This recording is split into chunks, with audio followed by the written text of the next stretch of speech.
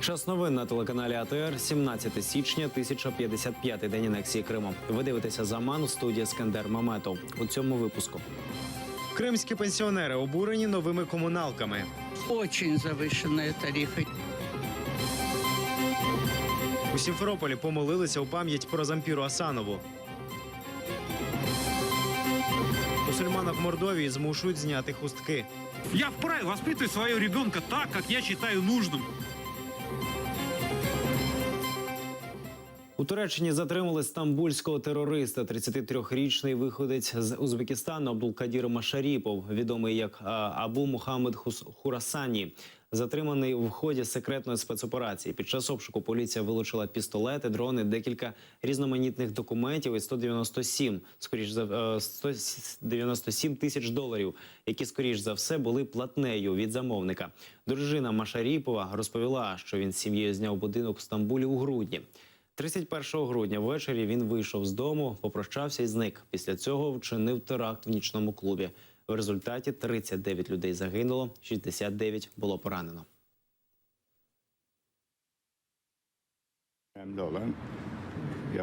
Важно, что человек, который совершил это злодейское нападение, захвачен. Нам предстоит узнать мотив тех сил, которые за всем этим стоят. Новим заступником окупаційного голови Сімферополя стане екс-суддя Третійського суду Криму. Замість Тейфука Гафарова, якого звільнили з посади наприкінці грудня минулого року, призначили Нарімана Ісаєва. До анексії Криму Ісаєв обіймав посаду заступника начальника юридичного відділу Державної податкової інспекції Сімферополя. Після 2010-го 3 роки пропрацював суддею постійно діючого Третійського суду Криму при асоціації «Арбітраж». У 2014-му став суддею так званого Вищого арбітражного Третійського суду. З квітня 2015-го Ісаєв працював заступником начальника юридичного управління Служби державного будівельного нагляду окупованого Криму. Українського активіста та його тещу змушують звільнитися з роботи. В будинку Андрія Виноградова та Наталі Харченко 12 січня кримське ФСБ провело обшук. На роботі Андрію Виноградову запропонували написати заяву за власним бажанням. Керівник Виноградова боїться, що перевірка може прийти і на підприємство. Матері Наталі теж запропонували звільнитися, бо її зв'язки з дочкою можуть вплинути на безпеку компанії. За інформацією адвоката Едема Сімідляєва, ФСБ почало досудову перевірку щодо Наталі за статтею «Екстремізм».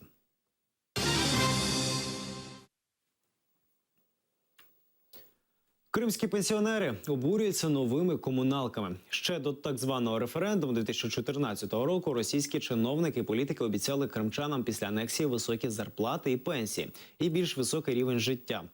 Наприкінці минулого року президент Росії Владимир Путін дав старт поставок нібито більш дешевого російського газу на півострів.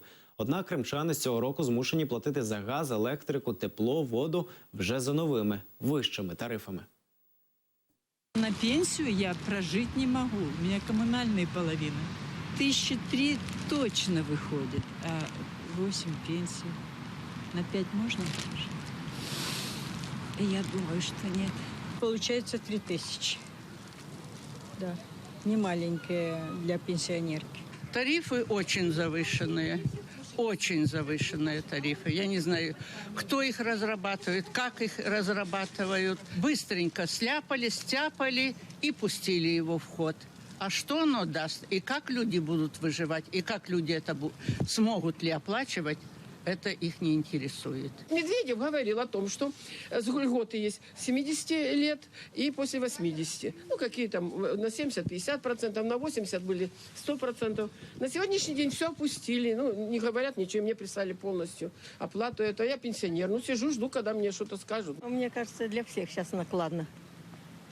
Только не накладно, может быть, у военных, которые получают вот сейчас, которые живут, не умерли еще. У Сімферополі на ходу загорівся тролейбус. Про це повідомив кореспондент Кримської газети, який став свідком надзвичайної ситуації. За його словами, подія сталася на вулиці Лермонтова, де тролейбус номер 10, рушивши з зупинки, почав димітися після гучного вибуху. Пасажири одразу почали тікати з транспорту. Так, горит троллейбус. Пассажиры выходят. Троллейбус взорвался. Дымит. Воняет. Вот так. Вот такие вот они, новые троллейбусы. У Криму вшанували пам'ять ветерана національного руху кримських татар Зампіри Асанової. Своє життя вона присвятила боротьбі за повернення народу на батьківщину. Зампіра Асанова була одним з ініціаторів встановлення пам'ятника генералу Петру Григоренку в Сімферополі. Кримськотатарські активісти прочитали за нею молитву.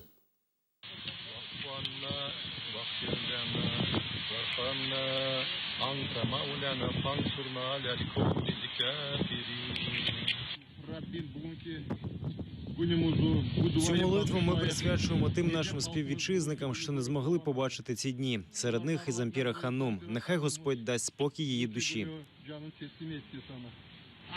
Помісти її в найкраще місце в раю, врятуй її від покарання. Аллах, об'єднай нас. Ми просимо, щоб якнайскоріше закінчилися ці судові процеси. Нехай наші співвітчизники вийдуть з СІЗО і порадують свої родини. Все відбувається з твоєї волі. Допоможи нам, аби ми не спотикалися і не шукали один в одному недоліки. Амінь. У Чечні відкрили першу кримінальну справу за недонесення інформації за статтею з так званого пакету Ярової. Прокуратура Чечні звинувачує Асхаба Хирзієва у тому, що, володіючи інформацією про плани свого знайомого виїхати на війну в Сирію, він не сповістив про це правоохоронні органи. Тепер Хизрієву загрожує до року позбавлення волі. Пакет антитерористичних законів, так званий пакет Ярової, набув чинності 7 липня минулого року.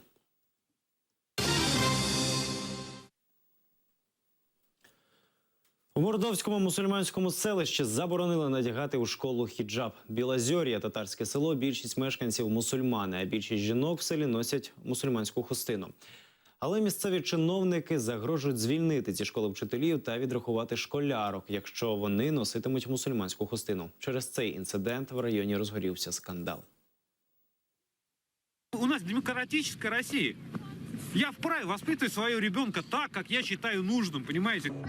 Когда здесь было минус 7 градусов в помещении, мы все это работали. Зарплату водкой выдавали, которую мы выкидывали. Мы работали, мы никуда не ушли. А тепер прив'язалися до хустин. Змушують нас зняти хустки. Или мы работаем в светской форме без головного убора вообще, раз мы это не поняли. Или вообще уходим и когда уже принимаем решение дальше отправления кадров. Сергій Лавров заявив про буцімто спробу завербувати російського дипломата в Сполучених Штатах Америки. За словами голови російського МЗС, американські спецслужби пропонували дипломату з Росії співпрацювати в грудні минулого року. Президент Барак Обама оголосив про вислання усіх російських дипломатів та дипломатичних представництв з території Сполучених Штатів Америки.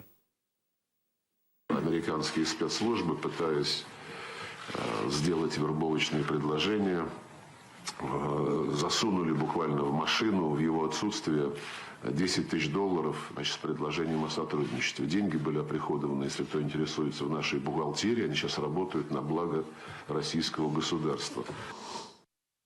В Іраку знайшли паспорти бойовиків ІДІЛ, серед яких багато російських. Іракські військові виявили більше 2 десятків внутрішніх і закордонних паспортів бойовиків, які прибули воювати на стороні терористів з інших країн. Виявилося, що в рядах бойовиків ІДІЛ воювали не тільки вихідці з Північного Кавказу, але й центральної частини Росії.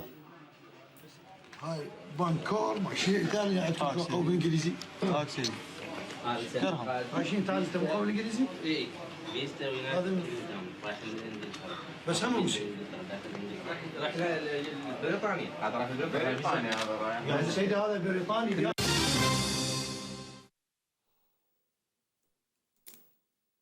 Малюнки по пам'яті або спогад відсиденця. У Києві презентували другу частину книги Семена Глузмана. Колишній дисидент і політв'язень був засуджений на 7 років. Книга містить його спогади і тексти, написані ним в ув'язненні.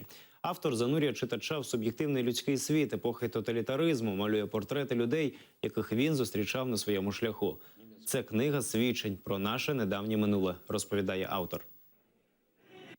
Это, конечно, эклектика. Тут сборная селянка, тут и документы, и все что угодно. Но это та правда, которая была и которая должна сохраниться. Потому что, к сожалению, подавляющее большинство людей, которые прошли зоны, не очень писало потом. От кримським татарам дуже повезло такі глиби, як Петро Григоренко, Андрій Сахаров, Ілля Габай і дуже багато інших. Але були і такі часи, коли цим глибам була потрібна допомога. І тут з'являлися інші. Эта книга, она вообще всем важна, потому что, знаете, бесценно то, что человеческий опыт и человеческая жизнь, это бесценно. Вообще любого человека, такого выдающегося человека, невероятного, который действительно пример своим способом проживания жизни. Це всі новини на цей час. Дивіться наступний випуск «Заман» з Софією Абляєвою за 2 години. Будьте з АТR. До побачення.